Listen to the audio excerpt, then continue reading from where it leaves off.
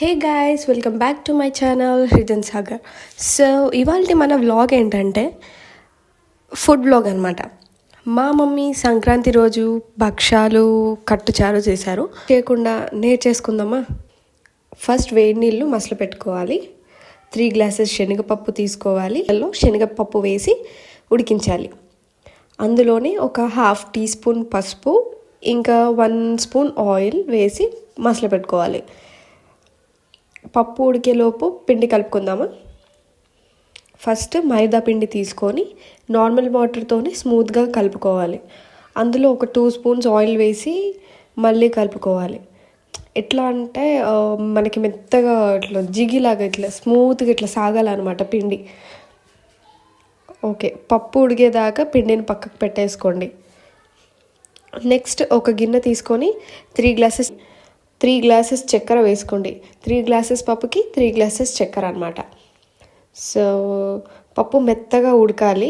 ఒకసారి చూడండి, ఇట్లా ఫింగర్స్తో ఇట్లా ప్రెస్ చేసి చూస్తే ఇట్లా మొత్తం పిండిలాగా అవ్వాలన్నమాట. ఇప్పుడు పప్పును ఉడకపెట్టాం కదా, ఆ వాటర్ని ఒక గిన్నెలోకి పక్కకు తీసుకొని పెట్టుకోండి. ఆ వాటర్ తోటి మనం కట్టుచారు కూడా చేసుకోవచ్చు అనమాట. దీని కాంబినేషన్ అది.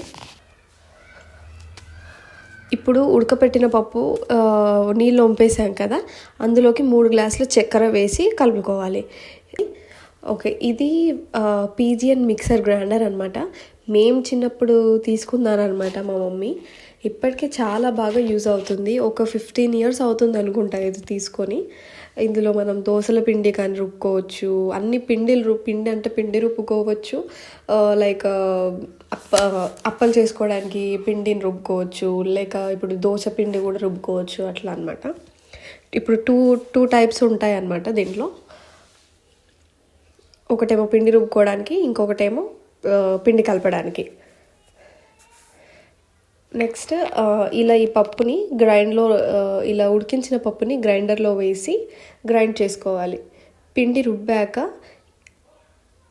ఇలా పైకి వచ్చేస్తుంది చూసారా. ఈ పిండిని మనం పూర్ణం అంటారనమాట. ఫస్ట్ మిక్స్ చేసుకున్న మైదా పిండిని తీసుకొని ఒక కవర్ కూడా తీసుకొని పెట్టుకోండి. లైక్ ఇట్లా అది మనం భక్షం చేయడానికి చేతికి ఆయిల్ పెట్టుకొని ఇలా కొంచెం మైదా పిండిని చేతిలోకి తీసుకొని ఇలా రౌండ్గా ఇలా కవర్ మీద, ఇప్పుడు భక్షం చేయడానికి ఒక కవర్ తీసుకొని కవర్కి ఆయిల్ పూసి ఇలా ప్రెస్ చేసుకోవాలి అంతే. కవర్ ఉంటే ఇలా ఈజీగా వచ్చేస్తుంది అనమాట మనకి. పెంక పైన వేసి అటు ఇటు సింగిల్ టైం కాల్చాలి అంతే. వేడి భక్షం రెడీ. ఓకే, దీనికి కాంబినేషన్ కట్టుచారు అనమాట. పక్కకు తీసి పెట్టుకున్న చారుని తీసుకోండి. చింతపండుని కూడా నానబెట్టుకోండి. ఇలా ఒక ప్యాన్ తీసుకొని అందులో ఆయిల్ వేసి పోపు దినుసులు వేసుకోండి. అందులో మిర్చి, కొత్తిమీర, అదే పప్పులో తీసుకున్న వాటర్ ఉన్నాయి కదా, ఆ వాటర్ని తీసుకొని ఇందులో వేయాలన్నమాట. నెక్స్ట్ చింతపండు రసం వేయాలి. కాస్తంత సాల్ట్, 1 స్పూన్ చక్కెర వేయాలి అంతే. ఇది కాస్త మసిలాక పక్కకు దించేసుకుంటే అంతే. కాంబినేషన్ కట్టుచారు చాలా టేస్టీగా ఉంటుంది. మేము భక్షాలకి కాంబినేషన్ ఒక్కొక్కలాగా తింటారనమాట. మా మమ్మీ వాళ్ళు ఎలాగ తింటారంటే, ఇప్పుడు భక్షాలు లైక్ ఇప్పుడు కట్టుచారు ఉంది కదా, కట్టుచారుతోనే తింటారు విత్ పాలు. అంటే ఆ ఆనియన్ ఉంటుంది కదా, ఆనియన్ ఇలా చేయాలన్నమాట. ఆనియన్ ఎలా చేయాలో చూపిస్తాను చూడండి.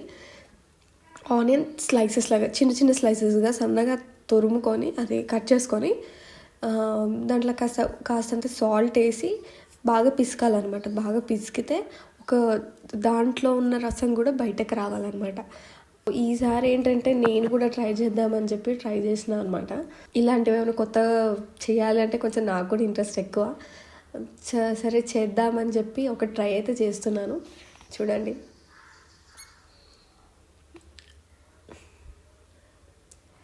ఓకే, రౌండ్ అయితే చేసేసాను. ఓకే, ఇలా మెల్లగా తీసి ఓకే పెనం పైన పెట్టేసి, మమ్మీ అంత పర్ఫెక్ట్గా రాకున్నా కానీ ఏదో ట్రై అయితే చేశాను. పర్లేదు, చేస్తుంటే అదే వస్తుంది అని చెప్పి అనుకున్నా. బయట కూడా కొన్న వాళ్ళది కూడా చూసినా కానీ అంత టేస్ట్ అనిపించదు. ఈ భక్షాలలో అయితే మా మమ్మీకి అయితే ఎవ్వరు మించలేరు, అంత టేస్టీగా చేస్తుంది. సో ఇదేనండి ఇవాళ మన వ్లాగ్.